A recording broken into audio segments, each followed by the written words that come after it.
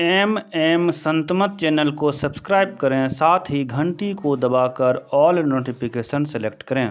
आप सभी से आग्रह है कि सत्संग को पूरा अंतिम तक देखें। बोलिए प्रेम से श्री सद्गुरु महाराज की जय।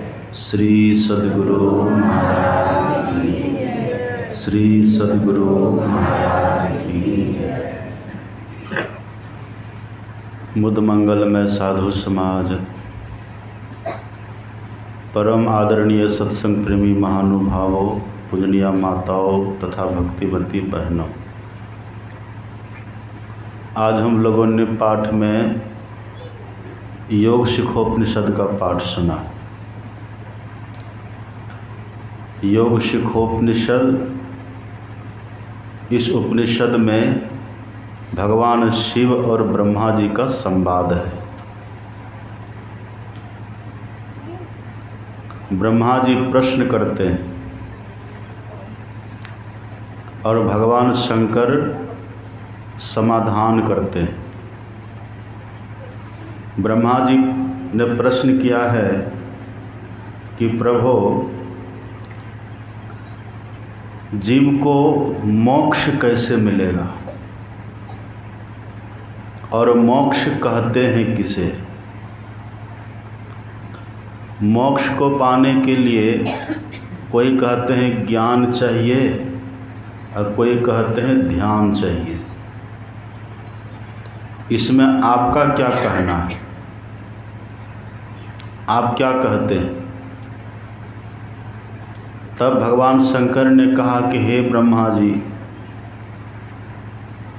मोक्ष पाने के लिए न तो केवल ज्ञान से कोई समर्थ होता है, सक्षम होता है, और न तो कोई केवल ध्यान से, योग से सक्षम होता है। भगवान शंकर कहते हैं जिनके पास योग भी है और जिनके पास ज्ञान भी है, वही सक्षम और समर्थ होते हैं। योगहीनम कथम ज्ञानम मोक्षदम भवति भोः, योगोपि ज्ञानहीनस्तु न क्षमो मोक्ष कर्मणि, तस्माद् ज्ञानम च योगम च मुमुक्षुर्दृढ़म् अभ्यसेत्। भगवान कहते हैं ब्रह्मा जी, यदि किसी के पास ज्ञान खूब हो, वेद का ज्ञान, उपनिषद का ज्ञान, सभी धर्म ग्रंथों का ज्ञान हो, लेकिन योग नहीं करे अथवा योग से उत्पन्न ज्ञान नहीं हो, तो उनको मोक्ष नहीं मिलता है। या कोई व्यक्ति योग भी करे लेकिन बिना जाने समझे करे, बिना महापुरुषों से सीखे करे, अपने से करे, मनमना करे, बेढंग करे, करने का ढंग नहीं हो, करने की सही युक्ति जिनके पास नहीं है, उपाय नहीं है, मनमना कर रहा है, तो ऐसे व्यक्ति को भी योग से मोक्ष नहीं मिलेगा। इसलिए भगवान कहते जान लेना चाहिए। और हकीकत में मोक्ष कहते हैं किसको? तो भगवान कहते हैं जैसे नमक पानी में घुल करके पानी ही हो जाता है, ऐसे ही जब जीव ईश्वर में मिलकर के ईश्वर ही हो जाए, उसी को कहते हैं मोक्ष। जलानांग सेंधवं यथा, जैसे सेंधव कहते हैं नमक को, जैसे नमक पानी में घुल करके पानी हो जाता है, ऐसे ही जो जीव ईश्वर से मिलकर के ईश्वर ही हो जाए, उसकी जीवता समाप्त हो जाए, उसी अवस्था का नाम है मोक्ष। और ये होता है कब? भगवान शंकर कहते मरने के बाद ये नहीं होगा। पिंड पाते न या मुक्ति सा मुक्तिर्न तो मन्यते। भगवान शंकर कहते हैं जो ऐसा समझते हैं कि अभी साधन भजन कुछ करो, अभी कुछ पूजा पाठ करो और मरने के बाद मुक्ति मिल जाएगी, ऐसा नहीं होता। ऐसा विचार किसी को नहीं रखना चाहिए। तब भगवान कहते हैं देहे ब्रह्मत्व मायाते, देहे मतलब इसी देह में अभी जो शरीर आप और हम सबका है ना, इसके छूटने के पहले, मरने के पहले शरीर रहते इसी में जो पा लेते हैं, जो जीव और ब्रह्म को एक कर देते हैं मिला करके, जीव की जीवता को मिटा देते हैं, जो ब्रह्मत्व दशा को प्राप्त कर लेते हैं, भगवान शंकर कहते हैं वही वास्तव में मोक्ष की दशा है। तीसरी बात भगवान कहते हैं, यदि ये दशा मरने के पहले नहीं हुई तब बारंबार जन्म मृत्यु होता रहेगा। और कैसा जन्म मृत्यु होगा? तो भगवान कहते हैं अंतिम में जैसी वासना होगी, जैसी मति होगी ना, अंतिम में मरने के समय वैसी गति हो जाएगी। देहावसान समय चित्ते यद्यद् भावेत तत्तदेव भवे जीव इत्यव जन्म कारणम। भगवान कहते हैं मरने के समय जो जो इच्छा जीव करता है वही वह हो जाता है। इसलिए भगवान कहते हैं ये प्रयास करना चाहिए कि हम शीघ्र ही मोक्ष प्राप्त करें। और मोक्ष कैसे प्राप्त करेंगे? उसके लिए हमें ज्ञान चाहिए। ज्ञानान मोक्ष, ज्ञान से मोक्ष मिलता है।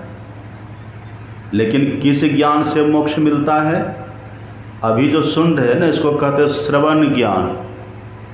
यहाँ से आप घर चले जाएंगे, अब वहाँ जिसको सोचिएगा विचारिएगा उसको कहते हैं मनन ज्ञान।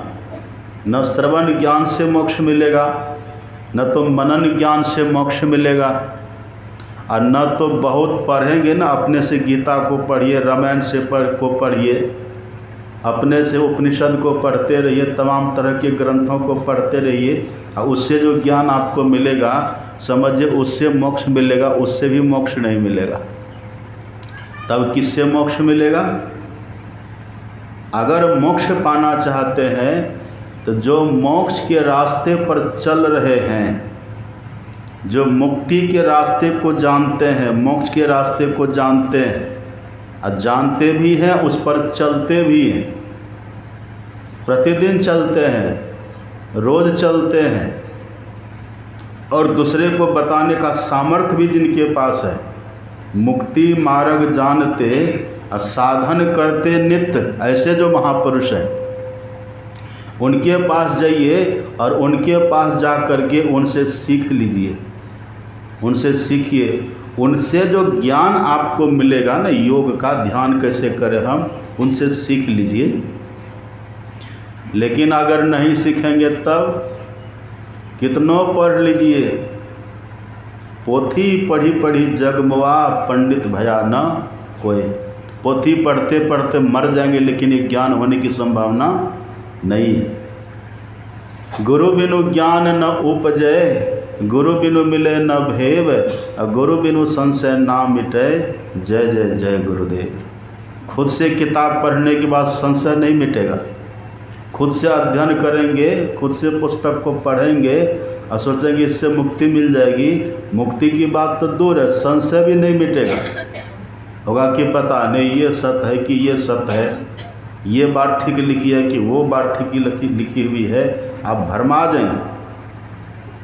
इसीलिए जिन्होंने पहले इसको पाया है, इस रास्ते पर जो प्रतिदिन चल रहे हैं, जो चलते हैं ना, आपको यहाँ से गोड्डा जाना है तो किससे पता पूछिएगा? जो गोड्डा देखे हैं, जो गोड्डा चल कर के गए हैं, वही ना सीधा रास्ता आपको बतलाएगा। जो कभी गोड्डा देखा ही नहीं है, जो कभी गोड्डा गया ही नहीं है, अब उससे पूछिए गोड्डा कैसे जाएंगे तो क्या बताएगा?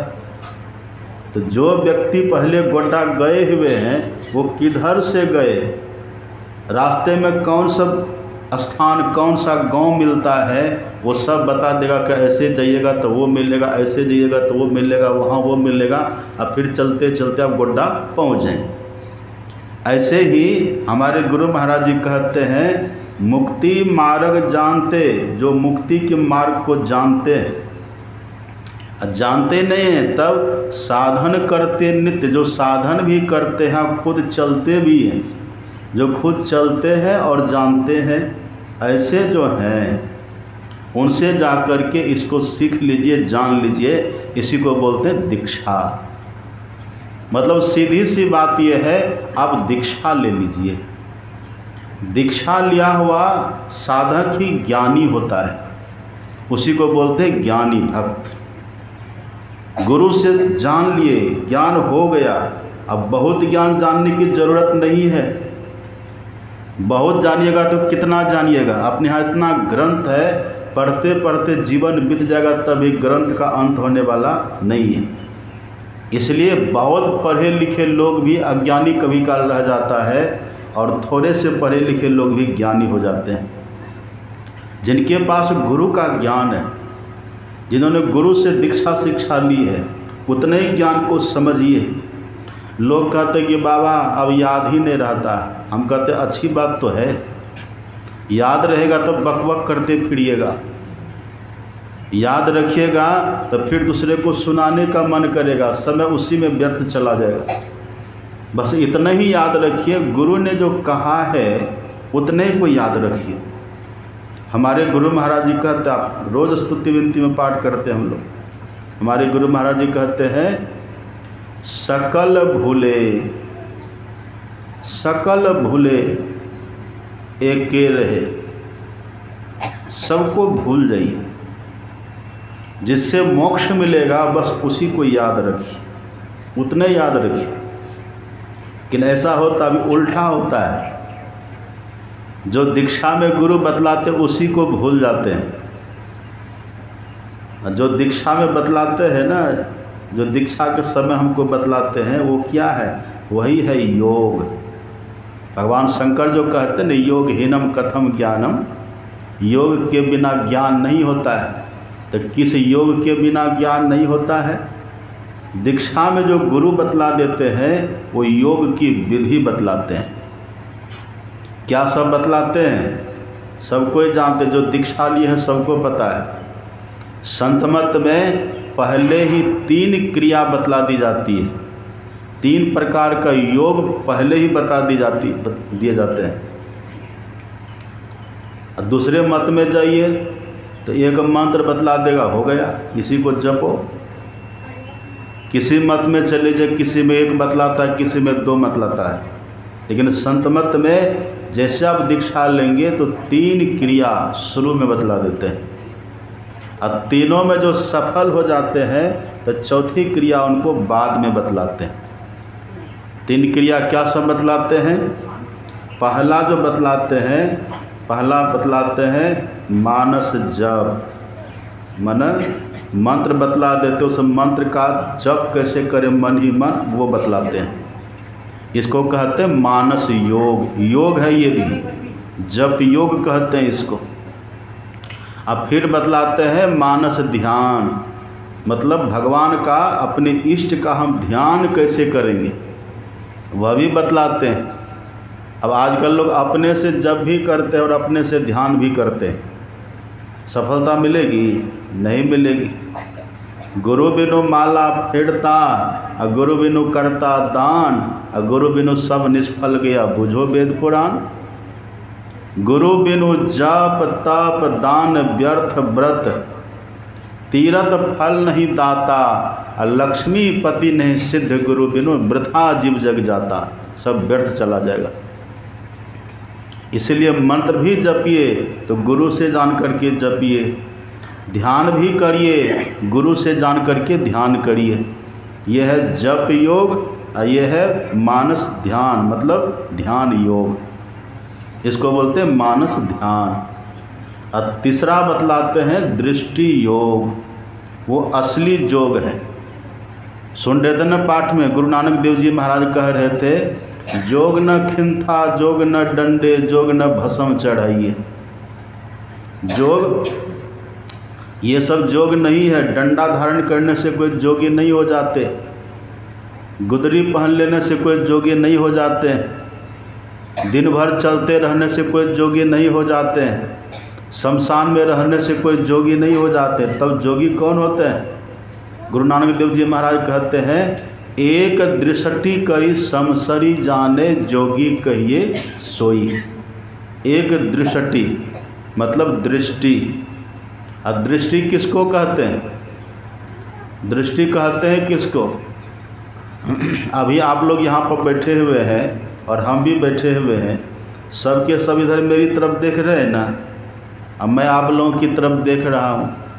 ये जो देखने की शक्ति है इसी को बोलते हैं दृष्टि। आप उधर से इधर देख रहे हैं, सैकड़ों व्यक्ति हैं इधर देख रहे हैं, इधर से मैं भी देख रहा हूँ। इतनी दृष्टि है, लेकिन कभी किसी की दृष्टि टकरा रही है? क्यों? क्योंकि ये सूक्ष्म है, ये दृष्टि सूक्ष्म है। लेकिन अभी ये दृष्टि अलग अलग है। दो आँख है ना, दोनों से जो देखने की शक्ति निकल रही है, इसी को दृष्टि बोलते हैं।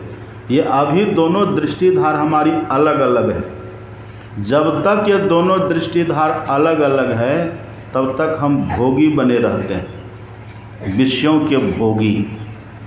तब तक हमको रूप अच्छा लगता है, रस अच्छा लगता है, गंध अच्छा लगता है, शब्द अच्छा लगता है, ये विषय हमको तब तक अच्छा लगता है। जब तक ये दोनों दृष्टिधार हमारी अलग अलग है तब तक हम अंधकार में रहते हैं। आंख बंद करते क्या देखते हैं? घोर अंधकार है। जब तक दोनों दृष्टिधार आपकी अलग अलग रहेगी तब तक अंधकार देखिएगा, तब तक अंधकार दिखाई पड़ता है। और मैंने कल कहा था, अंधकार को कहते तम। क्या कहते हैं? तम कहते हैं। तो जब तक है तम तब तक है जम, जब तक है तम तब तक है जम। तो जब तक ये दोनों दृष्टिधार अलग अलग है तब तक हम जम के फंदे में हैं। अगर जम के फंदे को काटना है तो योगी बनना पड़ेगा। तो गुरु नानक देव जी कहते हैं, दोनों दृष्टि को जब एक कर लीजिएगा, एक दृष्टि करी समसरी जाने, जोगी कहिए सोई, वो जोगी होता है। ऐसा क्यों होता है? जिस समय दोनों दृष्टिधार हमारी एक हो जाएगी उसी समय शरीर से सारी चेतना का सिमटाव हो जाएगा।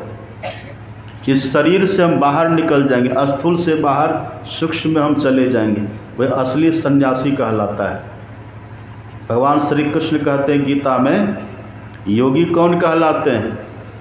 न ह्य संन्यस्त संकल्पो योगी भवति कश्चन। भगवान कहते हैं केवल संकल्प का त्याग करने से कोई योगी नहीं होता। तब भगवान कृष्ण कहते हैं, जो इस तरह के त्यागी हैं, जो इस तरह के त्यागी चेतना को जो संपूर्ण शरीर से सिमट ले और तब अंधकार से प्रकाश में दे आवे, वो जोगी होता है। लेकिन ये कौन कर पाएंगे? सीधे कोई बैठे या सोचे दृष्टियों की साधना कर लेंगे, संभव है? नहीं हो पाएगा। इसी के लिए पहले दो साधन, मानस जप और मानस ध्यान, ये भी योग है। तो संत मत में ये तीन साधना पहले बताई जाती है। भगवान शंकर कहते हैं, इसको जो ठीक से जान लिया वही कहलाते हैं ज्ञानी। जप हम कैसे करेंगे? जप कैसे करें? क्या हम जपें? अल्लड़ बल्लड़ अपने से जपिएगा तब नहीं होगा। अभी देखते हैं लोग थोड़ी देर तक राम राम कर लेते हैं, थोड़ी देर तक कृष्ण कृष्ण कर लेते हैं। फिर दुर्गा पूजा आती है, दुर्गा पूजा का समय आता है तो ओम दुर्गाये नमः जपते रहते हैं, कभी ओम नमः शिवाय जपते रहते हैं। ऐसे अपने मन से करने से नहीं होता। तब क्या करें? बोले गुरु के पास जाइए और गुरु दीक्षा में जो मंत्र आपको जपने के लिए बतलावे। गुरु कौन मंत्र बतलाते हैं? संत मत में कौन मंत्र दिया जाता है? बड़ी विलक्षण बात है। संत मत में वो मंत्र देते हैं जो दुनिया का सबसे श्रेष्ठ मंत्र है। सुनिएगा ध्यान से। कौन मंत्र देते हैं? गुरु मंत्र देते हैं, गुरु मंत्र। ये गुरु मंत्र कैसा है? हमारे गुरु महाराज जी कहते हैं, पढ़िएगा पदावली में, गुरु महाराज जी कहते हैं, गुरु गुरु सब जाप भूप। ये जो गुरु गुरु का जप है ना, कैसा है? जितने तरह के मंत्र दुनिया में हैं, ये सबका राजा है। राजा बड़े होते कि प्रजा बड़ी होती है? राजा बड़े होते हैं। जिसके अंडर सारी प्रजा हो वो राजा कहलाते हैं। तो हमारे गुरु महाराज जी कहते हैं जो मंत्र सबसे श्रेष्ठ है और जिनके अंदर दुनिया का सब मंत्र है वही मंत्र है गुरु मंत्र। गुरु गुरु सब जाप भूप, कैसा है ये? अनुपम सत शांति रूप। अनुपम मंत्र है। अनुपम का अर्थ होता है जिनकी उपमा हो ही नहीं, इसके समान कोई दूसरा मंत्र है ही नहीं। ये श्रेष्ठ मंत्र है। जो मंत्र आपको मिला है ना जपने के लिए, संत मत के सत्संगी को जो मंत्र मिलता है उसकी बात है। ये अनुपम मंत्र है। इसी मंत्र को जो जपेंगे उसको श्रेष्ठ लाभ होता है। गुरु गुरु सब जाप भूप, अनुपम सत शांति रूप, उपमा में अति अनूप, दायक फल चारे। ये चारों फल देता है। चारों फल क्या सब है? जपेंगे तो क्या सब मिलेगा? हमारे गुरु महाराज जी कहते चारों फल की प्राप्ति होगी। फल क्या है? सबसे पहला फल है अर्थ। अर्थ मतलब क्या होता है? अर्थ कहते संपत्ति को, धन को। यदि कोई ठीक से मंत्र का जप करे ना तो उसको कोई कमी भी नहीं रहती है, क्योंकि ये मंत्र ही सबसे बड़ा धन है। ये मंत्र सबसे बड़ा धन है। तभी ना मीरा कहती हैं, मीराबाई की वाणी पढ़िए। मीराबाई कहती है पायो जी मैंने नाम रतन धन पायो। मीरा कहती है मैंने नाम रूपी मंत्र रूपी धन पाया है, रत्न पाया है मैंने। ये कैसा रत्न है? तो मीरा कहती है खर्चे नहीं। ये ऐसा धन है, मंत्र जिनके पास होता है ये ऐसा धन है, खर्च करना नहीं है लेकिन होगा सब कुछ। खर्च करना नहीं है लेकिन ये धन जिनके पास है ना वो जो चाहेंगे वो होगा। आपके पास जो दुनिया का धन है तो क्या करते हैं? जेब में रुपया पैसा रखते हैं और जाते हैं मार्केट, उसको निकाल करके खर्च करते, तब न कोई सामान मिलता है। ऐसे मिलेगा? आप जेब से रुपया निकालिए, दुकानदार को दीजिए तो उधर से कुछ सामान आपको मिलेगा। तो रुपया खर्च हुआ कि नहीं? लेकिन मंत्र कैसा है? मंत्र जिनके पास होता है और जो मंत्र को जपते हैं, ये मंत्र खर्च नहीं होता, ऐसा धन है लेकिन मिलता है सब कुछ। अद्भुत है कि नहीं? वही मीरा कहती है खर्चे नहीं और नहीं कोई चोर न लेवे। इसको चोर चुरा नहीं सकता है, ये धन कोई छीन सकता है? प्रहलाद को उनके पिता ने कहा, हिरण्यकशिपु ने कहा अरे दुष्ट, तो हमेशा हरि हरि करते रहता है, तो मेरा नाम क्यों नहीं लेता? छोड़ो हरि हरि करना। प्रहलाद जी ने कहा कि पिताजी आप तो मनुष्य हैं ना, आप मनुष्य हैं, आप विकारी हैं, आपके भीतर विकार है, आप पापी हैं, आप पाप करते हैं, आप विषयी हैं, आपके भीतर विषय वासना है। जो विषयी हो, जो विकारी हो, जो पापी हो, ऐसे का नाम नहीं लेना चाहिए। पिताजी भगवान निष्पाप है, भगवान निर्विकार हैं, भगवान निर्विषय तत्व हैं। जो निर्विकार हैं, जो निर्विषय हैं, जो निष्पाप हैं, ऐसे प्रभु का नाम लेना चाहिए, आपका नाम नहीं लेना चाहिए। सुन रहे ध्यान से? प्रहलाद जी कह रहे हैं। फिर प्रहलाद जी कहते हैं कि पिताजी निरंतर भगवान का नाम लेना चाहिए। क्या पता कब ये शरीर छूटे, कोई ठिकाना नहीं है, इसलिए निरंतर मंत्र का जपते रहना चाहिए। अब प्रहलाद जी को कौन बताए थे मंत्र, जानते हैं ना आप? प्रहलाद के गुरु कौन है? नारद जी हैं। नारद जी से प्रहलाद जी ने दीक्षा ली है, इसलिए निरंतर वो मंत्र का जप करते रहते हैं। और हिरण्यकशिपु ऐसे दुर्दांत शासक, उस समय का दुर्दांत राजा, राक्षस, प्रहलाद को मिटाने के लिए, मारने के लिए खुद मर गया, लेकिन इनका बाल बांका नहीं कर सका। क्यों? ये मंत्र का, ये भगवान के नाम का प्रभाव है।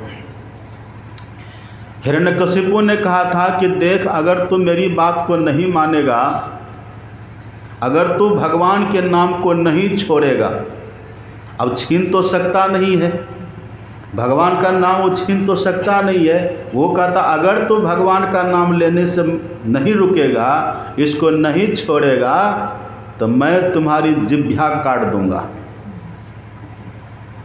मैं तुम्हारी जीभ को काट दूंगा। तब प्रहलाद जी ने बहुत अच्छा कहा था। प्रहलाद जी ने कहा था, पिताजी आप जीभ को ही न काट दीजिएगा, हम भगवान का नाम मन से लेंगे, क्योंकि भगवान तो मन से भी सुन जाते हैं और मन से ज़्यादा सुनते हैं। जी से बोलिएगा तो कम सुनते हैं, मुंह की बात को भगवान कम सुनते हैं। मुंह से बोले, जी से हम बोले, अब मन का तारतम्य न हो तो भगवान नहीं सुनते हैं। इसलिए मन से जो भगवान का नाम लेते हैं वो भगवान जल्दी सुनते हैं। प्रहलाद जी ने कहा कि पिताजी कोई बात नहीं, आप काट दीजिए मेरी जिह्वा, मन से लेंगे। वही मीरा कहती, कोई चोर न लेवे, ये कोई ले नहीं सकता, कोई छीन नहीं सकता, ये ऐसा धन है। खर्चे नहीं कोई चोर न लेवे, और क्या दिन दिन बढ़त सवायो, ये बढ़ते चला जाता है। मीरा से पूछा किसी ने कि मीरा भाई आप ये धन कहाँ से लिए, ये जो मंत्र रूपी धन आपको मिला कहाँ से मिला। मीरा कहती है वस्तु अमोलक, ये जो अनमोल धन है ना, वस्तु है, दई मेरे सतगुरु, मेरे सतगुरु ने दिया है। कैसे दिया? कृपा करी, कृपा करके दिया है। यदि आपको कोई ये बोले कि दीक्षा लेके भजन ध्यान करिए, तो समझिए संत की कृपा आपके ऊपर हो रही है। अब कभी ये मत सोचिए कि आपको शिष्य चेला चेली बनाने के लिए ऐसा कर रहा है, ऐसा कभी मत सोचिएगा। आपके शिष्य बन जाने से उनका कुछ लाभ होने वाला नहीं है, लेकिन आपको महालाभ होगा।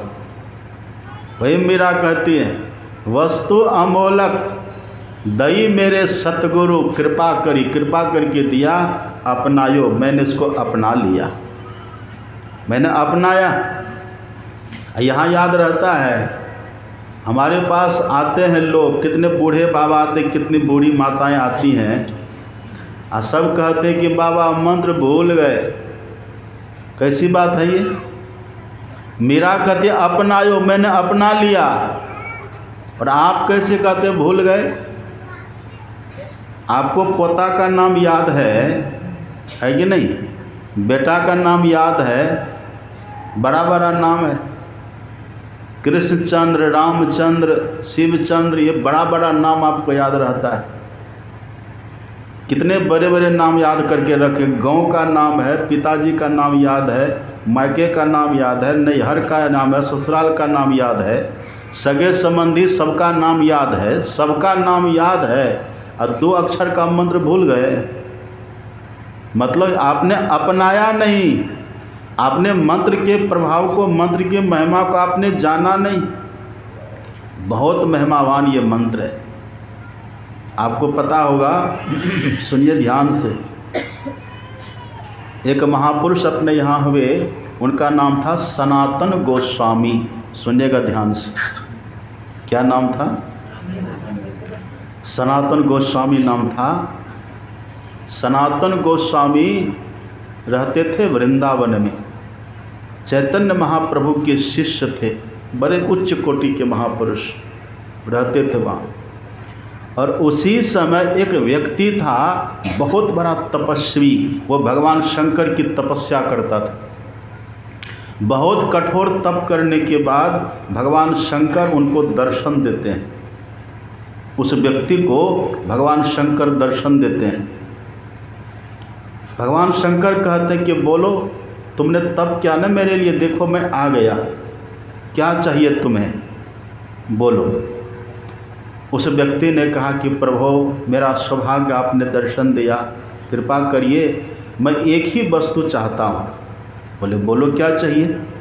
और उस व्यक्ति के मन में है, जो वस्तु मैं मांगने जा रहा हूँ ना, ये दुनिया का सबसे श्रेष्ठ वस्तु है। कहा बोलो। वो व्यक्ति कहते हैं कि प्रभु कृपा करके मुझे पारस मणि दे दीजिए। पारस मणि, पारसमणि समझते हैं ना? पारसमणि कहते जिसमें लोहा को छुआइए वो सोना हो जाएगा, पारसमणि। अब किसी के पास पारसमणि हो जाए तो कहिए कितना अमीर हो जाएगा। सब लोहा को लाइए, छुआते जाइए, सोना बनते जाएगा। अद्भुत चीज़ है ना ये। अब मास्टर क्यों बनते हैं? रुपये पैसे के लिए ना। सोना का मतलब क्या? धन। अब मास्टर क्यों बनते? धन के लिए। प्रोफेसर क्यों बनते? धन के लिए। बिजनेस क्यों करते? धन के लिए। किसानी खेती क्यों करते? धन के लिए करते हैं। अब यदि किसी को घर में बैठे बैठे पारसमणि मिल जाए तो कुछ करने की ज़रूरत है? बस हर जगह से वो लोहा लाएगा, लोहा को सटाते गया, सोना होता चला गया, है कि नहीं? कहा कि हमको पारसमणि दे दीजिए। भगवान शंकर ने देखा, अब भगवान शंकर है योगी, वही भगवान शंकर अभी उपदेश कर रहे थे ना ब्रह्मा जी को। भगवान शंकर है महायोगीश्वर। भगवान शंकर, भगवान शंकर की दृष्टि में दुनिया का सब कुछ मूल्यहीन है, तब न वो शमशान में रहते हैं, अच्युता का भस्म रमाते हैं। योगी फकीर की तरह भगवान शंकर रहते हैं। भगवान शंकर ने कहा इसको पारसमणि तो देंगे पर थोड़ी शिक्षा भी इनको देंगे। भगवान शंकर कहते एक काम करो, तुमको पारसमणि चाहिए ना? बोले हाँ। चले जाओ यहाँ से वृंदावन। वृंदावन में एक महापुरुष हैं, उनका नाम है सनातन गोस्वामी। उनके पास जाना और उनके पास पारसमणि है, तुमको मिल जाएगी। भगवान शंकर कहते हैं उस व्यक्ति को। वो व्यक्ति जाता है सनातन गोस्वामी के पास। सनातन गोस्वामी बड़े विरक्त महापुरुष, वो अपनी झोपड़ी में कुटिया में रहते थे, अब भजन करते थे, मंत्र जपते रहते थे। वो व्यक्ति वहाँ जाता है, कहता है प्रणाम किया, पहले प्रणाम किया तो सनातन गोस्वामी कहते क्या बात है, कहाँ से आए? कहते हम फलानी जगह से आए हैं और भगवान शंकर ने मुझे आपके पास भेजा है। और जैसे सुना कि भगवान शंकर ने भेजा तो चौंके सनातन गोस्वामी, मेरे पास शंकर भगवान ने भेजा? जी, क्या बात है कहिए। उस व्यक्ति ने कहा कि मुझे वरदान में भगवान शंकर ने पारसमणि प्राप्ति की बात कही और वो पारसमणि आपके पास है। सनातन गोस्वामी कहते हाँ मेरे पास तो है। कहा वही हमको दे दीजिए। अच्छा वो तू चाहता है? बोले हाँ। कहा ठीक है, चले जाओ जमुना किनारे चले जाओ, उसको मैंने फेंक दिया है। जमुना किनारे फलानी जगह पर उसको मैंने फेंक दिया है, वो उठा लेना। वो व्यक्ति जाता है, अब भीतर बड़ा उल्लास है, प्रसन्नता है कि अब पारसमणि मिल गई, ये कम बड़ी बात नहीं है। पारसमणि उठा लेता है। उठा तो लिया, लेकिन भगवान शंकर का जो तप किया था तो पवित्र काम है ना, थोड़ा मन शुद्ध हुआ था, विवेक थोड़ा उसका जगा था। विवेक भी जगना कम बड़ी बात नहीं है, उसका विवेक थोड़ा जगा था। अब उसके मन में होता है जिस पारसमणि के लिए इतने वर्षों तक हम तप किए, अस्थि पिंजर शरीर हमारा बच गया है, और तब जाकर के भगवान का दर्शन हुआ। और जब मैंने पारसमणि की याचना करी तो भगवान ने इनके पास भेजा। इनके पास पारसमणि है, लेकिन इनको तो मैंने देखा कि पारसमणि को फेंक दिया। इसका मतलब ये हुआ इनके पास पारसमणि से भी ज़्यादा बहुमूल्य कोई पदार्थ है इसके पास। ये विवेक उसको जगा, क्या है पूछना चाहिए। गया, प्रणाम किया, कहा मिल गई? कहा हाँ। कहा जाओ। कहा अब नहीं जाएंगे हम। कहा अब क्या हो गया? कहा आप ये पहले हमको बताइए, जिसके लिए इतना हम तप किए उसको आप फेंक क्यों दिए? क्यों फेंके? इसका मतलब आपके पास इससे ज़्यादा कोई कीमती पदार्थ है? मुस्कुराए, बोले हाँ मेरे पास तो है। तभी तो इसको मैं बेकार समझ करके फेंक दिया। अब वो व्यक्ति कहता है तब मैं भी इसको फेंकता हूँ, मैं भी तब वही लूँगा। आपके पास जो है ना, मैं भी वही लूँगा, इसको मैं फेंकता हूँ। इसको कहते हैं विवेक। का वही लेगा, मेरा वाला पदार्थ लेगा? का हाँ। तब तुमको पहले जमुना में स्नान करना होगा। हाथ पैर को जिस हाथ से तूने छुआ है ना, इसको हाथ को ठीक से साफ करना होगा। मतलब क्या हुआ? इसकी इच्छा को बिल्कुल मिटाना होगा। इसकी कामना को, ये संसार के पदार्थों की कामना को बिल्कुल छोड़ना होगा। का छोड़ देंगे? का जब स्नान करो, स्नान करके आया, कब बैठो मेरे सामने। और सनातन गोस्वामी कहते हैं मैं तुमको वो पदार्थ बतलाता हूँ जो पारसमणि से भी ज़्यादा महत्व का है। ये पारसमणि जो तूने पाया है ना, ये पारसमणि लोहा को सोना बनाता है, और मैं जो पदार्थ तुमको दूंगा वह भी पारसमणि है, पर वो ऐसा पारसमणि है जो तुम्हारे जीवन को सोना बना देगा। ये तो लोहा को सोना बनाता है ना, और मेरे पास वो पारसमणि है जो तुम्हारे जीवन को सोना बना देगा। का जल्दी बताइए। और बस कुछ नहीं, यही एक मंत्र उनको बतला दिया, मंत्र बतला दी। का इसी को तुम जपो। और आप जानते हैं मंत्र को कैसे भी जपिए। तुलसीदास जी कहते भाव कुभाव अनख आलस हो। भाव से जपिए गुरु गुरु तब भी ठीक है।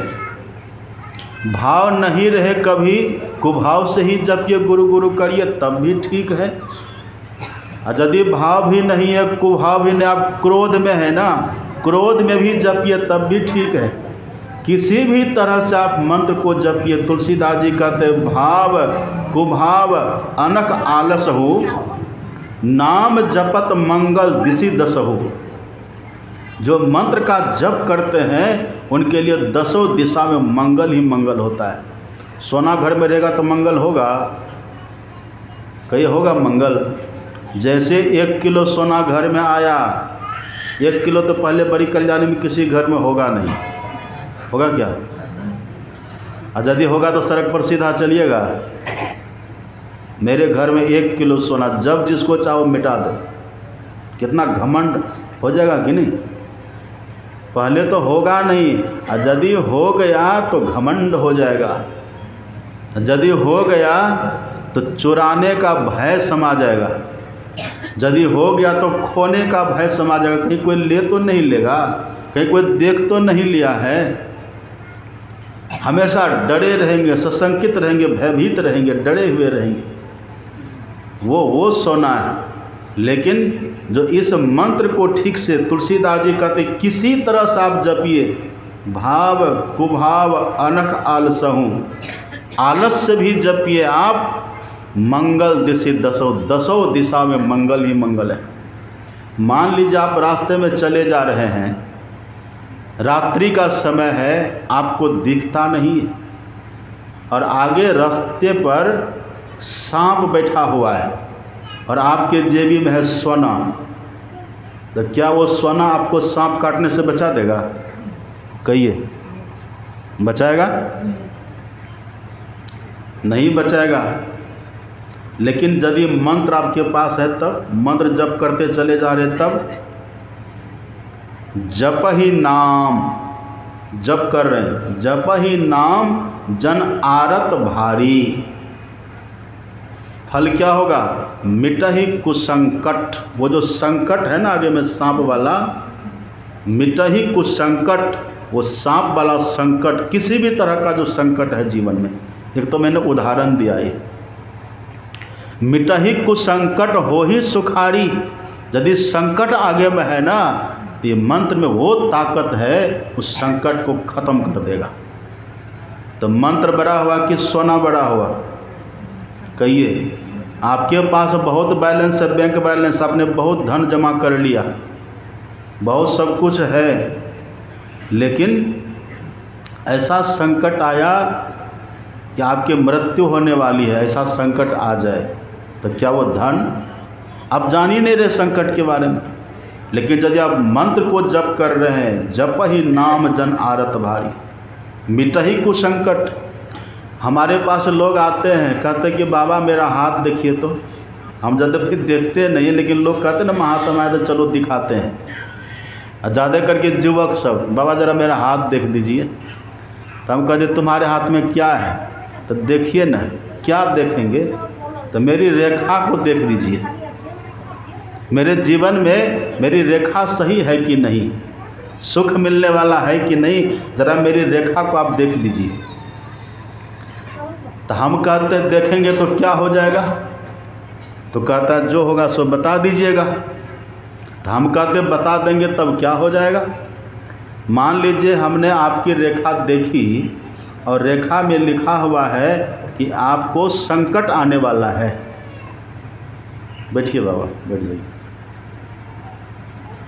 बूढ़े बाबा सभी देर से आते हैं, जबकि इनको पहले आना चाहिए। अच्छा, बहुत वृद्ध हैं, पिता तुल्य। अच्छा, हनुमान जी सत्संग में कब आते थे कहिए तो? हनुमान जी कब आते थे सत्संग में? सबसे पहले आते थे। जब सत्संग शुरू होता था तो हनुमान जी वक्ता के पहले, यानी कि वक्ता सुनाने के लिए आएंगे तब जाएंगे। हनुमान जी आप पढ़िएगा, हनुमान जी सत्संग में सबसे पहले आते थे। और जाते थे कब? बीचे में उठ करके चले जाते थे। आते थे सबसे पहले और जाते थे सबसे पीछे। और आप क्या करते हैं? आते हैं पीछे या जाते हैं पहले। ये हनुमान छाप सत्संग हुआ? हनुमान जी की तरफ बनिए, पहले आकर के बैठिए और आरती के पहले उठिए नहीं, आरती के बाद ही उठिए। क्या कह रहे थे हम? संकट की बात कह रहे थे। लोग कहते हाथ देख दीजिए मेरा। हम कहते हाथ मान लीजिए हम बता ही देंगे आपको, तो इससे होगा क्या? कहा वो बात तो है। इससे हम कहते हैं इससे अच्छा उपाय है कि आपकी रेखा ही बदल जाए, वो काम करिए। कहते कैसे बदलेगी मेरी रेखा? उनके मन में होता है कि बाबा थोड़ा काट कूट के इधर उधर कर देंगे। चाकू लेंगे, आप ब्लेड फिर लेंगे, उसको काट कूट करके इधर उधर कर देंगे। तो हम कहते हम काटेंगे उठेंगे नहीं, हम रेखा बदलने का उपाय बतला देंगे। रेखा बदलने का जो है ना, वो हम आपको बता देंगे। तो क्या है? अब वो सोचते कोई सामान देंगे जेब से। हम कहते इसके लिए आपको पहले 6 महीना मांस मछली छोड़ना पड़ेगा। ऐसे नहीं होता। जो 6 महीना मांस मछली पहले से छोड़ देता है उसी को दीक्षा मिलती है। हाँ, हम ये नहीं कहते कि आप दीक्षा लेते हरिश्चंद्र हो जाइएगा, सत्यवादी हरिश्चंद्र, हम ये नहीं कहते। हम ये नहीं कहते कि आप दीक्षा लेते ही युधिष्ठिर की तरह धर्मात्मा इतना बनिएगा कि आपके गाड़ी का पहिया धरती से एक बित्ता ऊपर चलेगा, ऐसा हम नहीं कहते। वो सब तो धीरे धीरे छूटेगा। सबकी जो जड़ है खान पान, मांस मछलियाँ, हमारे गुरु महाराज कहते हैं मांस मछलियाँ भोजन त्यागो, इसको छोड़ना पड़ेगा। इसको छोड़ करके तब जो आते हैं तब उनको बतलाते, क्या बतलाते? मंत्र बतलाते हैं। कैसा मंत्र है? वस्तु अमोलक, ये अमोलक है। अब मंत्र बतलाएंगे तब क्या होगा? आप पढ़िए, तुलसीदास जी कहते हैं मंत्र कैसा है ये मंत्र? मंत्र महामणि विषय व्याल के मेटत कठिन कुअंक भाल के। कुअंक भाल के, भाल किसको कहते हैं? मस्तिष्क को। मस्तिष्क में जो गलत रेखा है ना, इस रेखा भी को भी जो मिटाने का सामर्थ्य रखता है वह है मंत्र। मंत्र है। कितना प्रेम होना चाहिए, लोग मंत्र ही भूल जाते हैं, समझिए। इसी मंत्र को जपिए। और सबसे श्रेष्ठ मंत्र यही गुरु मंत्र है, सबसे श्रेष्ठ मंत्र है। गुरुरित्यक्षर द्वयम देवी सारमेव न संशय, स्मृति वेद पुराना नाम भगवान शंकर कहते कि हे देवी, स्मृतियों का, वेदों का, पुराणों का सार है ये 2 अक्षर का गुरु नाम वाला मंत्र। कौन बोल रहे हैं? भगवान शंकर कहते हैं। भगवान शंकर झूठ भी बोलते हैं क्या? भगवान शंकर कभी झूठ नहीं बोलते। और भगवान शंकर को झूठा व्यक्ति से बड़ा नफरत है। इतना नफरत है कि और की तो बात छोड़िए, उनकी पत्नी थी ना सती, संग सती जग जननी भवानी, जो सती है उस सती को भी भगवान शंकर ने एक झूठ के चलते सदा के लिए त्याग दिया है। उस समय की सबसे ज़्यादा सुंदरी थी सती, सर्वगुण संपन्ना, सद्गुण संपन्ना, सर्वलक्षण संपन्ना, ऐसी थी भवानी सती। लेकिन एक झूठ बोला, वही जो परीक्षा लिया था। कह दिया मैंने कोई परीक्षा नहीं ली, लेकिन परीक्षा लिया था। भगवान शंकर ने देखा झूठ बोला है, बस सदा के लिए त्याग दिया। समझिए, वो भगवान शंकर कहते हैं ये सभी ग्रंथों का सार है। कौन? गुरु मंत्र। इस मंत्र को जपिए। कैसे जपिएगा? मंत्र को जपिए नहीं, हम कहते मंत्र में डूबिए, मंत्र में डूब जाइए। ऐसा जपिए मंत्र को कि मंत्र में डूब जाइए। कैसे डूबिएगा? मंत्र में कैसे डूबिएगा? जैसे मछली पानी में डूब जाती है। अब मछली को सांस लेने के लिए बाहर आना पड़ता है, डूब गई। मछली के चारों तरफ जल ही जल है, श्वास भी लेगी तो उसी में, मछली खाएगी भी तो उसी में। जैसे मछली पानी में डूब जाती है, जैसे जल ही मछली का जीवन हो जाता है, इसी तरह से जो मंत्र में डूब जाए, जिसका जीवन मंत्र हो जाए। पढ़िए, तुलसीदास जी लिखते हैं, रामायण में आप पढ़ेंगे ना, तुलसीदास जी कहते हैं सकल कामनाहीन जे, सकल कामनाहीन जे राम भगति रस लीन, नाम सप्रेम पीयूष हृदय। सुनिएगा ध्यान से, नाम मंत्र, नाम मतलब भगवान का नाम, गुरु का नाम जो मिला है मंत्र। सप्रेम, इसको प्रेम से जपिए। जब जपना ही है तो क्रोध से काहे जपिएगा? जब जपना ही है तो आलस में क्यों जपेंगे? जब जपना ही है तो हम कुभाव से क्यों जपेंगे? जब जपना है तो भाव से जपिए। तुलसीदास जी कहते नाम जो मंत्र है सब प्रेम, प्रेम से जपिए, प्रेम के सहित जपिए। क्योंकि ये जो मंत्र है ना, तुलसीदास जी कहते पीयूष, ये पीयूष है। पीयूष मतलब क्या? अमृत है। मछली तो पानी में रहती है ना, तब भी उसी में डूब करके रहती है, लेकिन आप जो मंत्र जपते हैं समझिए वो अमृत है। गुरु गुरु क्या अमृत है, उसी में डूब जाइए।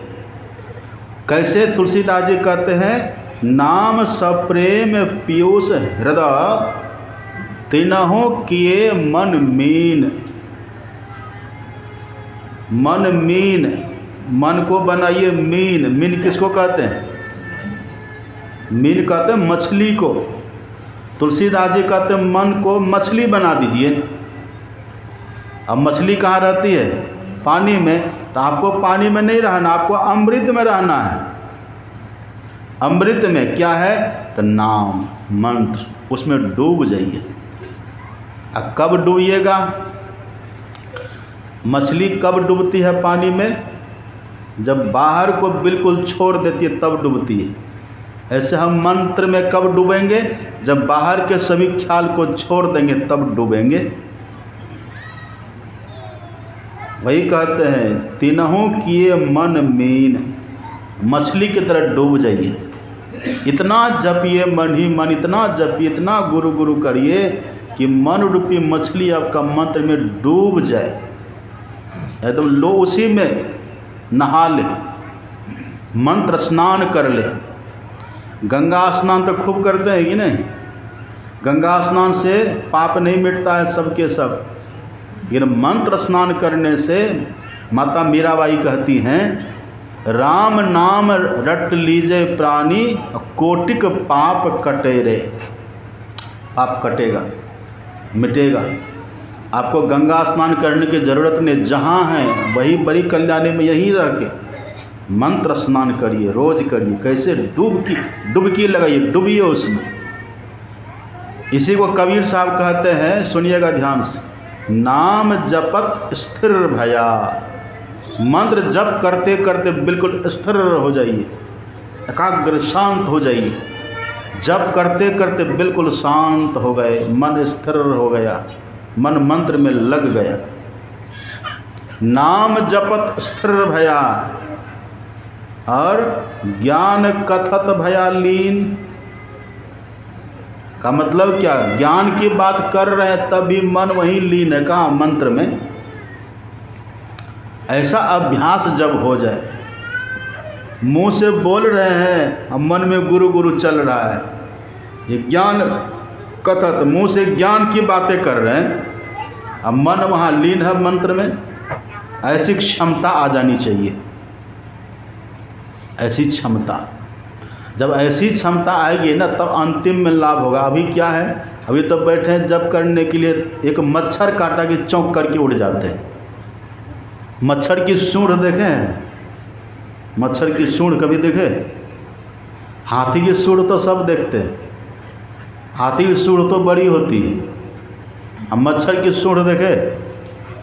बोरिंग करता ना मच्छर, मच्छर जो बोरिंग करता है आपके चमड़ा पर, सूंड है तब ना करता है। सूंड घुसाता है, कैसे? बोरिंग करता है, और तब सूंड घुसा के खून खींचता है। अब कितना पतला है उसकी सूंड, देखे ना, बहुत पतली, ठीक से दिखे, सुई की नोक के जैसे उसकी वो सूंड पतली होती है। मच्छर की सूंड आपका ध्यान तोड़ देता है। कहिए कितना पतला है। और जम का मुंगरा देखे कभी?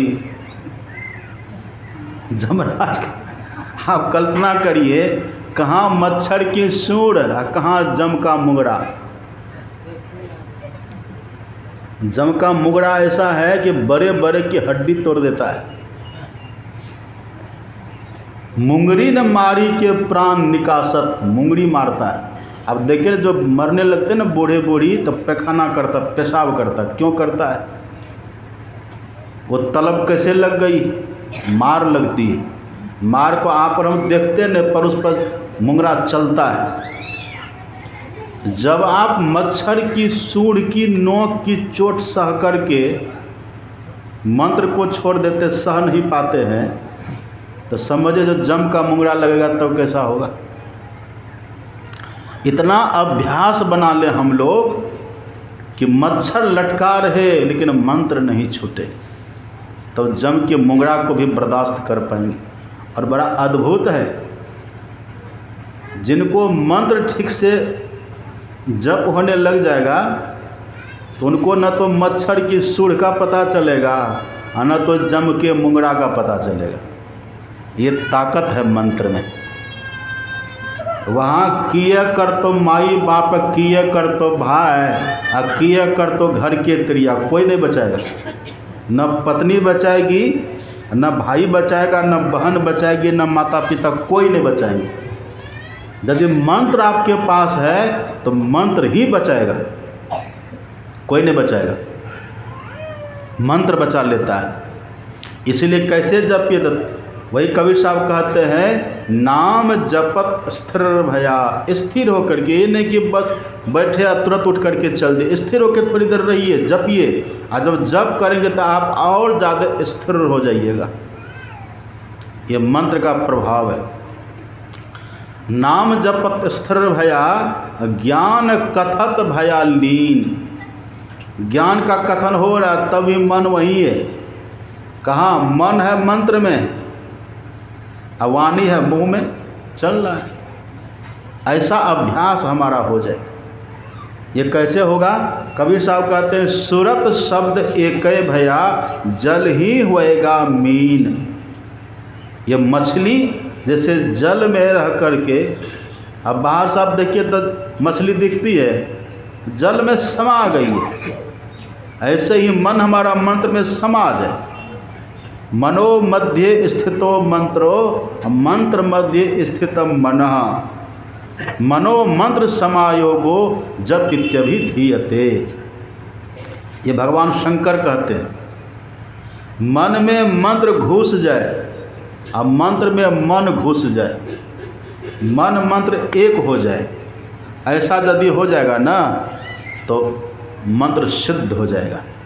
जपात सिद्धि, जप से सिद्धि मिलती है, जप से भी सिद्धि मिलती है। जप की सिद्धि क्या है? जप की सिद्धि है अभी हम चाहते हैं तब जप नहीं होता, लेकिन तब सिद्ध होने पर नहीं चाहेंगे तब भी जप होगा। आप सो करके उठेंगे पहले से जप होता हुआ मिलेगा, यह जप की सिद्धि है। और सबसे बड़ी बात यह है जिनके नाम का आप जप करेंगे उनका दर्शन हो जाएगा, उसी को बोलते हैं मानस ध्यान। क्या कहते हैं? ये ध्यान है। अभी मंदिर में मूर्ति लगाते हैं कि नहीं? अभी दुर्गा माँ की पूजा चल रही है, सब मंदिर में दुर्गा माँ की एकदम एक से एक मूर्ति बना करके लोग पूजा कर रहे हैं। कोई सोना की छतरी चढ़ाते हैं तो कोई हीरा का हार पहनाते हैं। कैसे कैसे लोग पूजा भी कर रहे हैं संसार में। देखिए बड़े बड़े नेता, बड़े बड़े मंत्री अपना खजाना खोल करके दुर्गा माँ की पूजा में लगे हुए हैं। बहुत अच्छी बात है, करना चाहिए।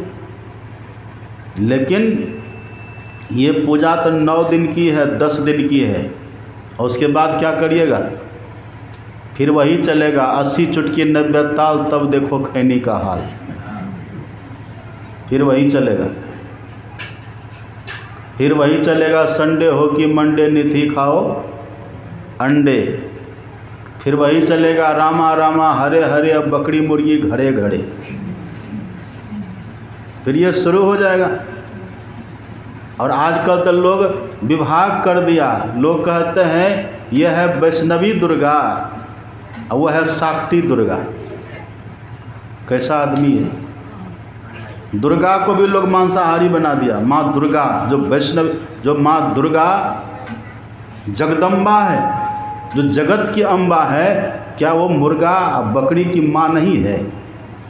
आप किसी की माँ के सामने उसके पुत्र को, उसके संतान को मारिएगा, क्या माँ का कोप नहीं होगा? कैसे आप हैं? ऐसा क्यों होता है? सत्संग नहीं सुनने के कारण। और सत्संग भी ऐसा सुनते हैं जहाँ बत्संग ज़्यादा होता है। जो ये कहते सब कुछ खाओ पियो 3 बार भगवान को जगा दो, वहाँ करता है। नहीं, बिनु सत्संग विवेक न होई, राम कृपा बिनु सुलभ न सोई। बिना सत्संग के विवेक नहीं होगा।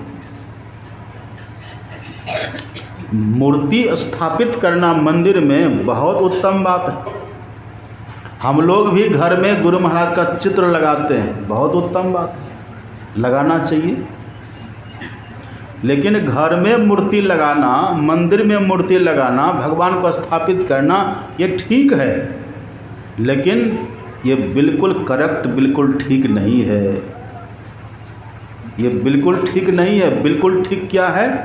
उपकारी गुरु रूप को मानस ध्यान थपो, यहाँ स्थापित करिए, अपने भीतर स्थापित करिए। ये मंदिर तो आपने अपने से ईंट पत्थर का मंदिर आपने बना लिया। ये तो आपका बनाया हुआ मंदिर है, ये आपका बनाया हुआ मस्जिद है, वो तो आपने बनाया। लेकिन ये क्या है?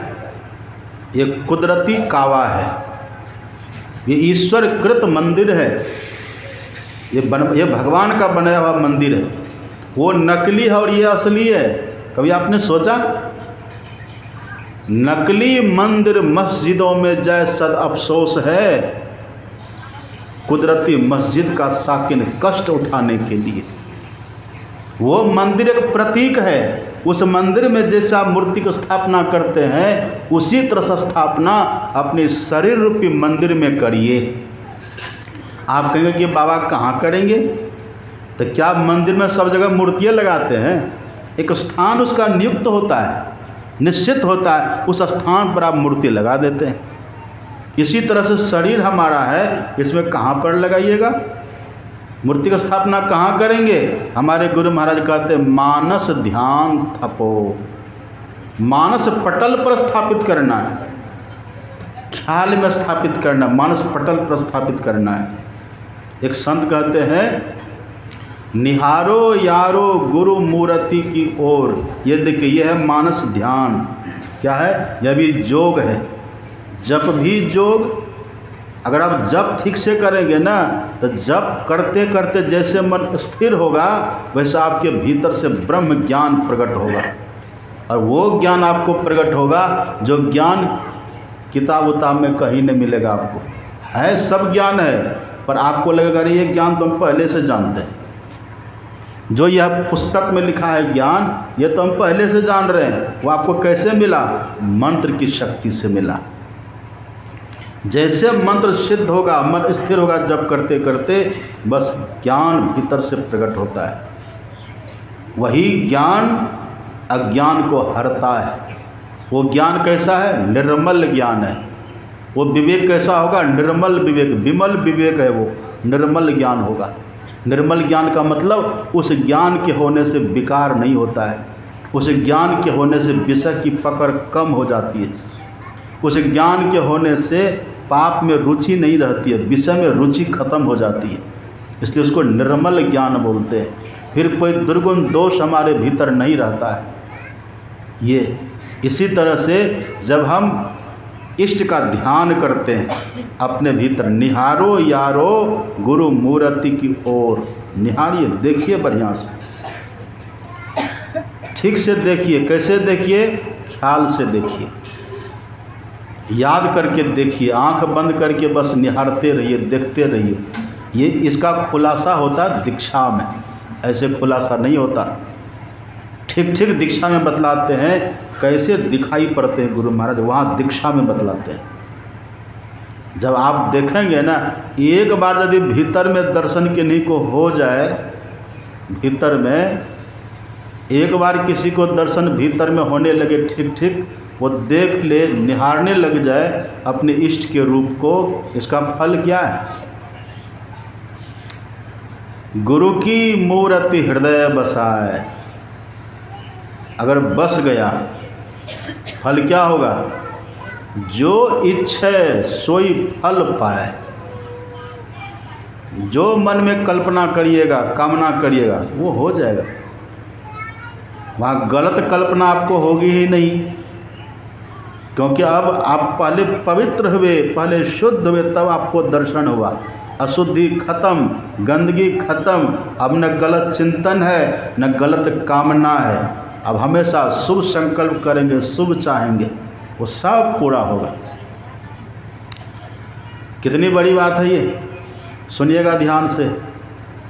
जब राम भगवान आए ना अयोध्या, लंका जीत करके, रावण का वध करके अयोध्या जब आए, तो माता सीता को छुड़ा करके लाए थे अयोध्या में।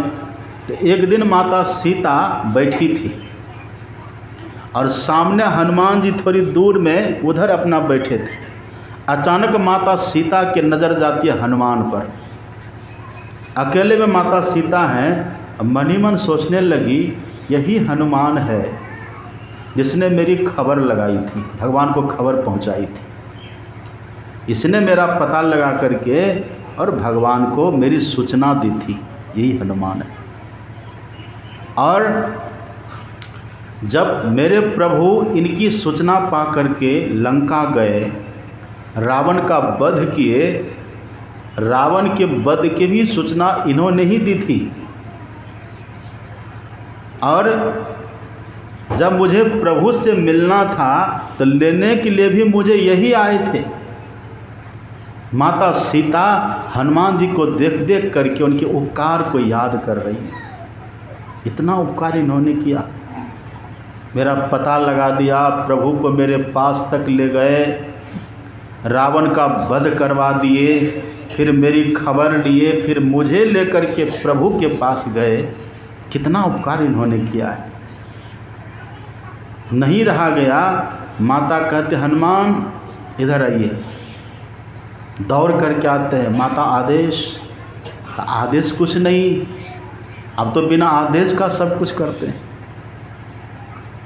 माता सीता प्रफुल्लित है और उनके उपकार से उपकृत हैं। भीतर से माता सीता कृतज्ञ हो रही हैं। उनके गला में एक सुंदर सी मोती की माला, क्या दें इनको?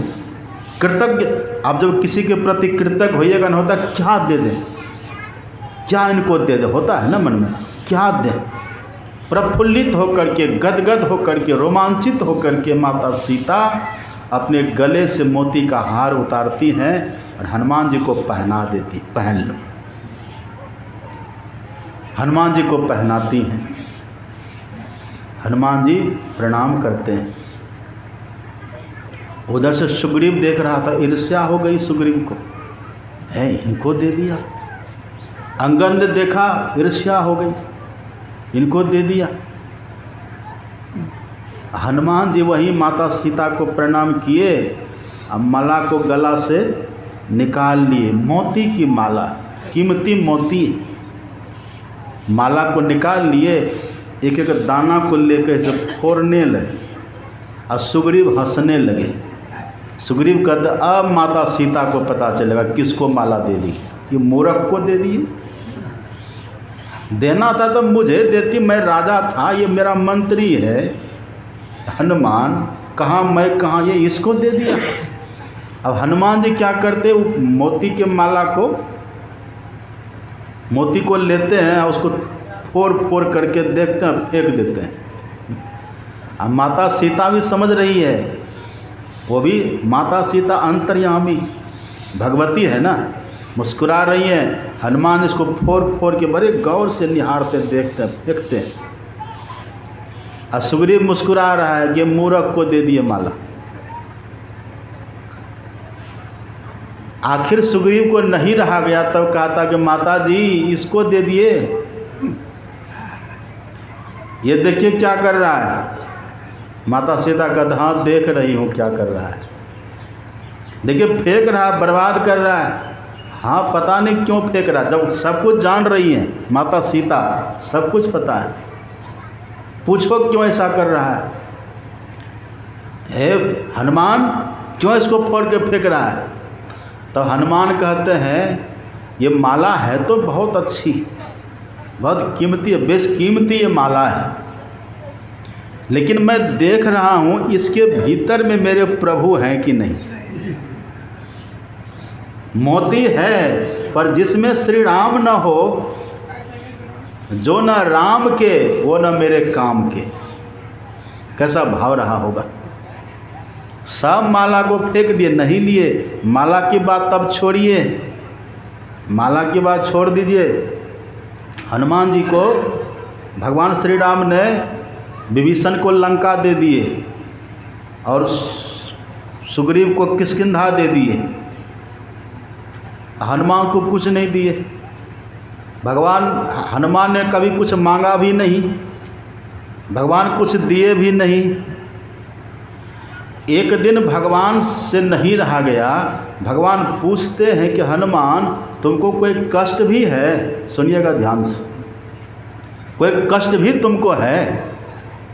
हनुमान जी देखते क्या बात है, आज पूछ रहे हैं, क्योंकि न तो कोई राज दिए है, न तो कोई धन संपदा, कुछ तो हम दिए नहीं है। उपकार सबसे बड़ा यही किए है मेरा, पूछे कोई कष्ट भी तुमको है। हनुमान जी कहते नहीं कष्ट तो कुछ नहीं है, नहीं कोई विपत्ति हो जीवन में तो बोलो। कहा एक विपत्ति है, कहा बोलो हम दूर कर देंगे। कहा पक्का, बोले पक्का कर देंगे, बोलो। तब हनुमान जी कहते हैं कह हनुमंत, हनुमान जी कहते हैं विपत्ति, विपत्ति कहते हैं, कह हनुमंत विपत्ति प्रभु सोई।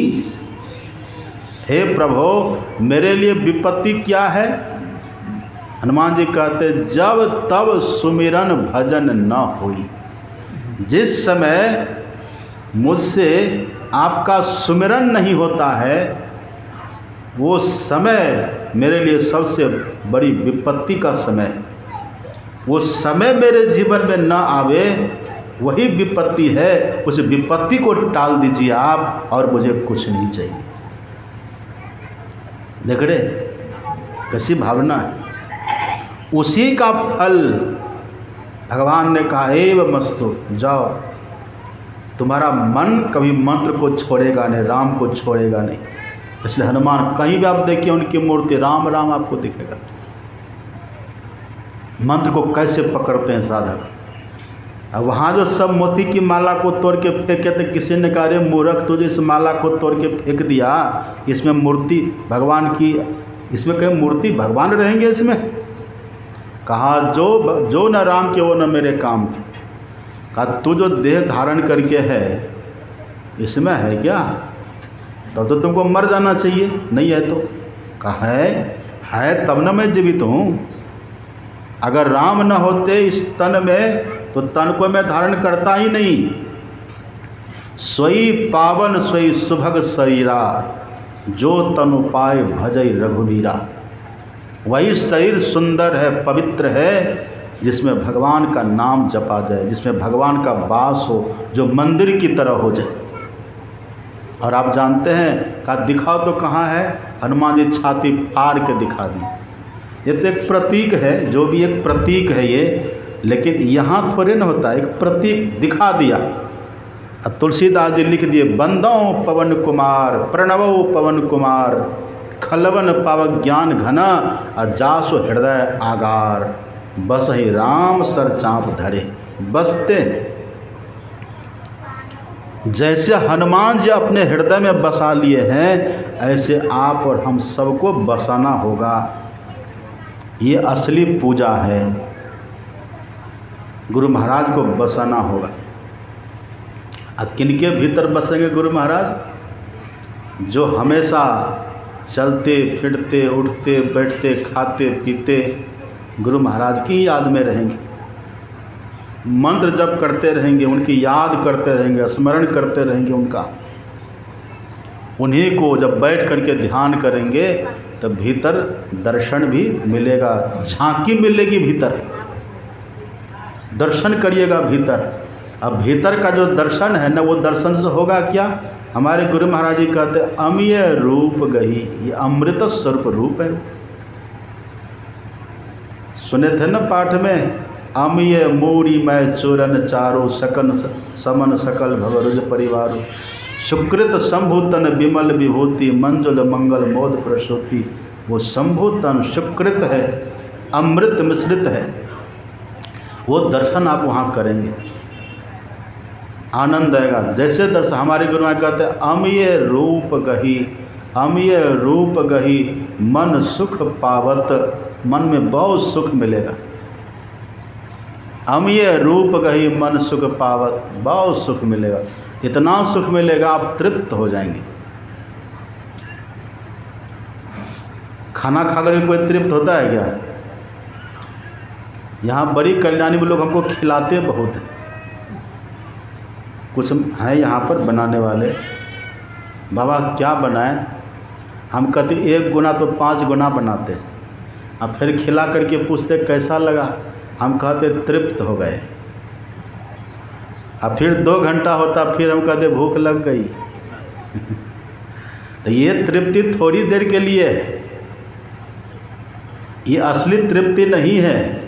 आप बढ़िया से बढ़िया खा लीजिए, तृप्त होंगे पर थोड़ी देर के लिए। आप बढ़िया से बढ़िया कपड़ा पहन लीजिए, तृप्त हो जाइएगा पर थोड़ी देर के लिए। एक बार जो अपने भीतर में दर्शन इष्ट का कर लेते हैं, इष्ट के दर्शन करते जो तृप्ति आपको मिलेगी, वो तृप्ति अद्भुत है। उस तृप्ति में महासुख है। इसलिए गुरु महाराज जी कहते हैं अति पावन गुरु मंत्र, मन ही मन जाप जपो, उपकारी गुरु रूप को मानस ध्यान थपो। स्थापित करिए। कौन स्थापित करेंगे? जिनका मन शुद्ध हो गया। आप देखिए कुआं, देखिए कुआं का पानी, आप कुआं के पानी को जोर से हिला दीजिए, कचरा भर जाता है, चेहरा नहीं दिखेगा। लेकिन जब वही पानी धीरे धीरे शांत होता है तब झांकी अपना चेहरा दिख जाएगा। ऐसे जब तक मन चंचल है तब तक नहीं दिखेगा, और जब करते करते जब मन स्थिर हो जाएगा और तब झांकिएगा, तब देखिएगा, उसी में दिख जाएगा, दिखेगा। अब वो जब देखेंगे तृप्त हो जाएंगे। अब घर में धन है तब भी तृप्त है, नहीं है तब भी तृप्त है, पुत्र मान दे रहा तब भी तृप्त है, अपमान कर रहा तब भी तृप्त है, समाज में प्रतिष्ठा है दे रहा है लोग तब भी तृप्त है, नहीं दे रहा तब भी तृप्त है। आशिक मस्त फकीर भया जब क्या दिलगीरी पन मन में, कोई पूजत फूलन मालन से सब अंग सुगंध लगावत है, कोई लोक निरादर कार्य करे मग धूल उड़ावत है तन पे, कोई फूल चढ़ावे कि सूल भोंके, आपकी तृप्ति खत्म नहीं होगी, अद्भुत तृप्ति। इसलिए वो करिए, निहारो यारो गुरु मूर्ति की ओर, निहारी गुरु मूर्ति सुरति बिच निरखो, निरखिए। जब दर्शन हो जाएगा तब उर होत इजोर, प्रकाश में भी तर में होगा, प्रकाश उनकी आभा आपको दिखेगी, प्रकाश होगा, और वही प्रकाश आपको बाद में ब्रह्म ज्योति का भी दर्शन करेगा, तो आप दृष्टियोग की क्रिया में सफल होंगे। गुरु जाप मानस ध्यान मानस, कीजिए दृढ़ साध कर, इनका प्रथम अभ्यास कर श्रुति शुद्ध करना चाहिए। तब घटतम प्रकाश व शब्द पट त्रय, जीव पर है छा रहे, कर दृष्टि अरुध्वनि योग साधन, ये हटाना चाहिए। ये जब हटेगा, अंधकार हटेगा, प्रकाश हटेगा, शब्द का पर्दा हटेगा। ये चार क्रिया करने से चारों योग है।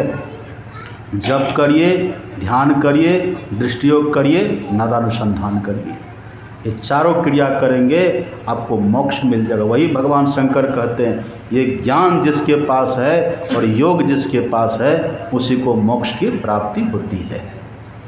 ये करें, हमारा जीवन कृत कल्याणमय होगा। अब कहने सुनने की बहुत बात है, यदि आपको यही सब बात और ज़्यादा सुनना है, आइए गौशाला, महर्षि में ही गौशाला गोड्डा आइए, वहाँ पर 1 तारीख से लेकर के 30 तारीख तक यही सब चलेगा। वहाँ और विस्तार से चलेगा। भले आप कम भी करेंगे ना, जब ये बात बुद्धि में बैठ जाएगी, इसमें वो ताकत है, इसकी वो महिमा है, फिर से आपको मनुष्य शरीर दिला देगा, मानव तन दिला देगा। सुनिए, इसको खूब सुनिए। जो सुनेंगे वही समझेंगे, जो समझेंगे वही करेंगे, और जो करेंगे वही पाएंगे। आइए तब गौशाला, कौन सब आइएगा हाथ उठाइए। 1 तारीख को कौन सब आइएगा? 1 तारीख को सुबह कौन सब आइएगा हाथ उठाइए। 1 तारीख को सुबह में पूज्य प्रमोद बाबा भी 1 तारीख को आएंगे। सब हाथ उठाइए, सब उठाइए, सबको आना पड़ेगा। सब उठाइए, उठाइए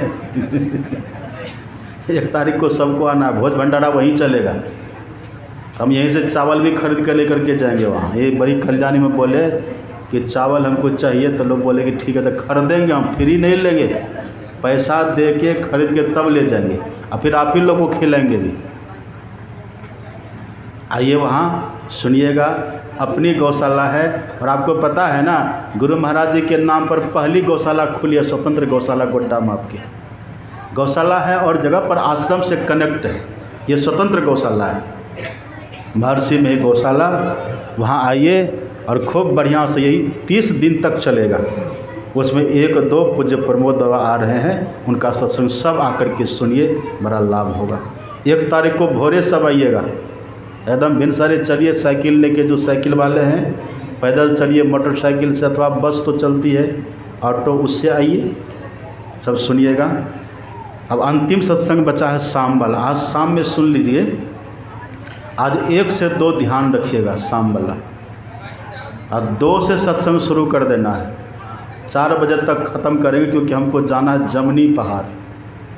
शाम वाला सत्संग वहाँ हमको पकड़ना है, थोड़ी परेशानी है, तो आज पहले से थोड़ा 1 घंटा पहले से ध्यान करिए, और 2 से सत्संग शुरू कर देंगे, 4 बजे तक में ख़त्म कर देंगे। ठीक है ना? हाँ। श्री सद्गुरु महाराज की जय। MM संतमत चैनल को सब्सक्राइब करें, साथ ही घंटी को दबाकर ऑल नोटिफिकेशन सेलेक्ट करें।